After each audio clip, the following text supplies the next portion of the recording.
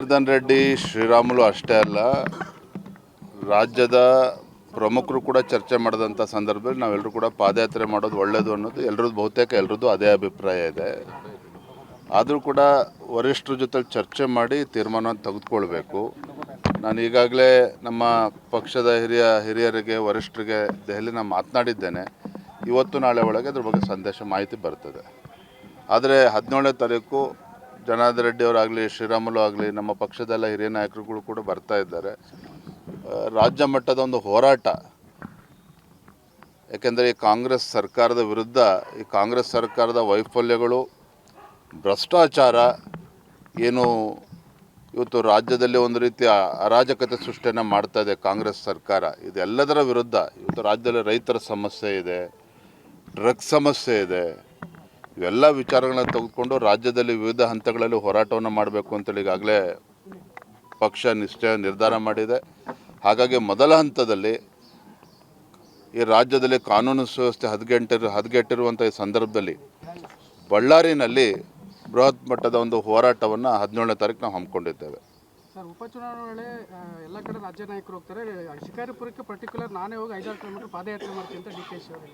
ಪಾದಯಾತ್ರೆ ಬೇಡ, ನಾನು ವಿನಂತಿ ಮಾಡ್ತೇನೆ ಮಾನ್ಯ DK ಶಿವಕುಮಾರ್ ಅವ್ರಿಗೆ, ಅವರೇ ಬಂದು ಶಿಕಾರಿಪುರದಲ್ಲಿ ಸ್ಪರ್ಧೆ ಮಾಡಲಿ ಅಂತ ವಿನಂತಿ ಮಾಡ್ತೇನೆ. ಸರ್, ಮೈತ್ರಿ ವಿಚಾರದಲ್ಲಿ ಸ್ವಲ್ಪ ಗೊಂದಲ ಆಗಿದೆಯಲ್ಲ, ಅಂದರೆ ಕೋಲಾರದಲ್ಲಿ ಜನಾರ್ದನ್ ರೆಡ್ಡಿ ಶ್ರೀರಾಮುಲು ಅಷ್ಟೇ ಅಲ್ಲ, ರಾಜ್ಯದ ಪ್ರಮುಖರು ಕೂಡ ಚರ್ಚೆ ಮಾಡಿದಂಥ ಸಂದರ್ಭದಲ್ಲಿ ನಾವೆಲ್ಲರೂ ಕೂಡ ಪಾದಯಾತ್ರೆ ಮಾಡೋದು ಒಳ್ಳೆಯದು ಅನ್ನೋದು ಬಹುತೇಕ ಎಲ್ಲರದ್ದು ಅದೇ ಅಭಿಪ್ರಾಯ ಇದೆ. ಆದರೂ ಕೂಡ ವರಿಷ್ಠರ ಜೊತೆ ಚರ್ಚೆ ಮಾಡಿ ತೀರ್ಮಾನವನ್ನು ತೆಗೆದುಕೊಳ್ಬೇಕು.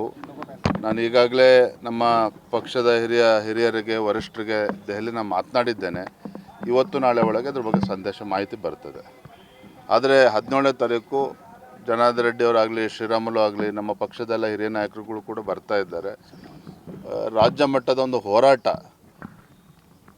ಯಾಕೆಂದರೆ ಈ ಕಾಂಗ್ರೆಸ್ ಸರ್ಕಾರದ ವಿರುದ್ಧ, ಈ ಕಾಂಗ್ರೆಸ್ ಸರ್ಕಾರದ ವೈಫಲ್ಯಗಳು, ಭ್ರಷ್ಟಾಚಾರ ಏನು ಇವತ್ತು ರಾಜ್ಯದಲ್ಲಿ ಒಂದು ರೀತಿಯ ಅರಾಜಕತೆ ಸೃಷ್ಟಿಯನ್ನು ಮಾಡ್ತಾ ಇದೆ ಕಾಂಗ್ರೆಸ್ ಸರ್ಕಾರ, ಇದೆಲ್ಲದರ ವಿರುದ್ಧ ಇವತ್ತು ರಾಜ್ಯದಲ್ಲಿ ರೈತರ ಸಮಸ್ಯೆ ಇದೆ, ಡ್ರಗ್ಸ್ ಸಮಸ್ಯೆ ಇದೆ. ಇವೆಲ್ಲ ವಿಚಾರಗಳನ್ನ ತೆಗೆದುಕೊಂಡು ರಾಜ್ಯದಲ್ಲಿ ವಿವಿಧ ಹಂತಗಳಲ್ಲಿ ಹೋರಾಟವನ್ನು ಮಾಡಬೇಕು ಅಂತೇಳಿ ಈಗಾಗಲೇ ಪಕ್ಷ ನಿರ್ಧಾರ ಮಾಡಿದೆ. ಹಾಗಾಗಿ ಮೊದಲ ಹಂತದಲ್ಲಿ ಈ ರಾಜ್ಯದಲ್ಲಿ ಕಾನೂನು ಸುವ್ಯವಸ್ಥೆ ಹದಗೆಟ್ಟಿರುವಂಥ ಈ ಸಂದರ್ಭದಲ್ಲಿ ಬಳ್ಳಾರಿನಲ್ಲಿ ಬೃಹತ್ ಮಟ್ಟದ ಒಂದು ಹೋರಾಟವನ್ನು 17ನೇ ತಾರೀಕು ನಾವು ಹಮ್ಮಿಕೊಂಡಿದ್ದೇವೆ. ಸರ್, ಉಪಚುನಾವಣೆ ವೇಳೆ ಎಲ್ಲ ಕಡೆ ರಾಜ್ಯ ನಾಯಕರು ಹೋಗ್ತಾರೆ. ಶಿಕಾರಿಪುರಕ್ಕೆ ಪರ್ಟಿಕ್ಯುಲರ್ ನಾನೇ ಹೋಗಿ 5-6 ಕಿಲೋಮೀಟರ್ ಪಾದಯಾತ್ರೆ ಮಾಡ್ತೀನಿ ಅಂತ DK ಅವರು. ಪಾದಯಾತ್ರೆ ಬೇಡ, ನಾನು ವಿನಂತಿ ಮಾಡ್ತೇನೆ ಮಾನ್ಯ DK ಶಿವಕುಮಾರ್ ಅವ್ರಿಗೆ, ಅವರೇ ಬಂದು ಶಿಕಾರಿಪುರದಲ್ಲಿ ಸ್ಪರ್ಧೆ ಮಾಡಲಿ ಅಂತ ವಿನಂತಿ ಮಾಡ್ತೇನೆ. ಸರ್, ಮೈತ್ರಿ ವಿಚಾರದಲ್ಲಿ ಸ್ವಲ್ಪ ಗೊಂದಲ ಆಗಿದೆಯಲ್ಲ, ಅಂದರೆ ಕೋಲಾರದಲ್ಲಿ